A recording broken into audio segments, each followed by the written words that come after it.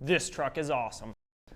All right, guys, we've got the Tekno MT410. As you saw in the beginning of this video, we beat the crap out of this thing, and nothing went wrong. We had one minor thing happen where the servo horn stripped out, but we'll go into that in a minute. Other than that, this truck is freaking awesome. It's a tank. It can go through a bunch of abuse, as you saw.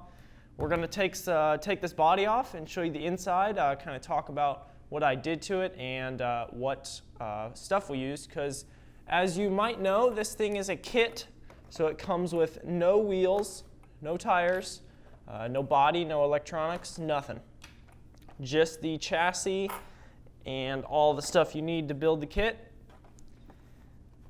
All right, got our body off. So first of all, this body is a J-Concepts Ford Raptor body. I think it's meant for the Stampede, but it fits perfectly on this. It is pretty beat up. The tires were rubbing a little bit on the side of the body right here in the front quarter panel, if you can tell. But other than that, it held up pretty good. It's still got a lot of bashing left in it. Put that off to the side over here. And here's our MT410, the insides. I left a battery in it so you could see where the battery goes. But first we'll start off with tires. These are the Proline Badlands MX, so kind of like a motocross tire. They're really big and beefy, and they didn't balloon very much, which I was very excited about. They held up pretty well. The tread's perfect. It barely even wore the center of the little mud flap thing down. There's still some rubber left in there. We'll jump to the insides of this. So this is a 4S truck. It's rated for 4S, but the system I put in it, we may run some 6S. So, but the Tekno recommends you just run on 4S, probably because the diffs aren't going to handle the 6S power. But what I've seen, we're definitely going to try 6S and see if it works. So our power system, we've got a 150 amp 326S ESC from Dynamite. Along with that, we have a 2500 kV Dynamite A-scale motor. Now the thing with this motor and the motor mounts that come with the Tekno car is that the screws given in the kit don't actually thread into this motor, and they don't fit through, or the screws you need to go into this motor don't actually fit through the slider on the motor mount. So I had to drill those out and find bigger screws. So that's not a huge deal. There's not a lot of room left, so I'd say this is kind of the biggest electronics you can put in here. And then as you can probably see on the top of the motor, I put a Dynamite fan on there. This is their A-scale fan, just because I knew it was going to get hot because we're putting so much power through this thing. So I put the A-scale fan on it to keep it nice and cool. For our servo, we have the Hi-Tech just came out with a new waterproof kind of crawler servo. At least they say it's for crawlers. I put this in the monster truck and it is handled like a champ. This is the D956 waterproof servo. So it's got a blue case on it. It looks really cool. And it's got plenty of torque. I believe it's around 460 to 490 ounces of torque on 7.4 volt. So that's awesome for a monster truck. It's got plenty of steering power.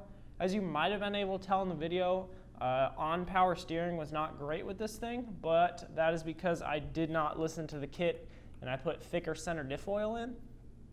I think the kit calls for 100,000 center diff oil, and I ended up going to 1 million because I wanted to wheelie and backflip, which you probably saw. It wheelies like crazy and backflips like crazy. So I might go back to that 100,000 weight center diff oil and see if it drives a bit better, because it is kind of, it likes to wheelie a lot and does like to backflip. For our battery, we're running the Dynamite 4S 5000 4S battery. Pretty simple, nothing too exciting. And then our wires going from our ESC to our motor, I did solder them instead of having the plugs into them. I soldered them in just so it's got a little bit of a stronger connection. I've had those come loose before, so not a huge deal.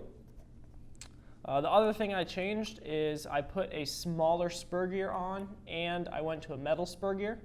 So I believe it comes with a I went to a bigger spur gear. So I believe it comes with a 44 tooth spur gear, and we went up to a 46 steel tooth spur gear. Mod 1, of course. So with the bigger spur gear, it's gonna slow it down a little bit, so you're not gonna build as much heat. You're honestly, with a bigger spur gear, you're going to a smaller gear ratio, if that makes sense. And then I believe we have a 14 tooth pinion on here. So it's pretty reasonable gear mesh. It still gets a little warm. I'd say around 180 to 200 degrees, which isn't terrible. It's still a little warm though, not a huge deal. The build overall went together very well. I don't see any other upgrades I would do besides the spur gear and, oh yeah, the servo horn. So when we first went out, I stripped out the servo horn, which I didn't see because it comes with a plastic one. So I didn't see that as a huge deal because I do have massive tires on this and we were beating the crap out of it pretty good. So I did upgrade to the Tekno 25 tooth servo horn. Just know that Tekno only makes a 25 tooth servo horn, so if you use a different servo that requires a 23 or a 24, you're gonna have to find some servo horn that fits, because this one, or the Tekno one, only comes in a 25 tooth. The shocks are really good. They've got plenty of rebound and compression.